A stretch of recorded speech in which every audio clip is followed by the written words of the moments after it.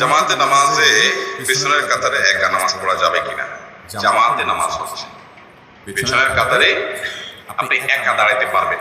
মাসলাটা আমরা সবাই একটু শিখে রাখি, জেনে রাখি আজকে। আপনি জামাতে সামনের কাতারে দাঁড়ানোর জায়গা নাই, পুরো কাতার ফিল আপ হয়ে গেছে, একা এখন আসছেন ওযু করে শেষে। এখন আপনার কর্তব্য হলো সামনের কাতার থেকে একজনকে টেনে এনে পিছনে তাকে সাথে নিয়ে দাঁড়াবেন, একা একা দাঁড়াবেন না। এখন মুশকিল হলো আমাদের দেশে মানুষ তো বুঝে নেয় মাসালা, সামনের কাতারে যদি আপনি টান দেন আমাদের মধ্যেই একটা খায়া বসার সম্ভাবনা আছে, ঠিক না? বলবে কত বড় বেয়াদব, আমাদের মধ্যে টানটানি করতেছে আমার। হ্যাঁ, কিন্তু ভাই কেউ যদি আপনাকে পিছন থেকে একটু হালকা টাচ করে বা হালকা একটু ধরে টান দেয়, আপনি বুঝবেন যে পিছনে কোনো মুসল্লি একা একা আসছে। তখন আপনি আস্তে করে পিছনে চলে আসবেন, মানে ঘাড়ে দিক সেদিক ফিরাবেন না, ক্যাবলার দিকেই থাকবেন, শুধুমাত্র পেছনের 3-4 কদম হেঁটে চলে আসবেন, এসে তার পাশাপাশি দাঁড়াবেন। এটাই হলো সুন্নাত।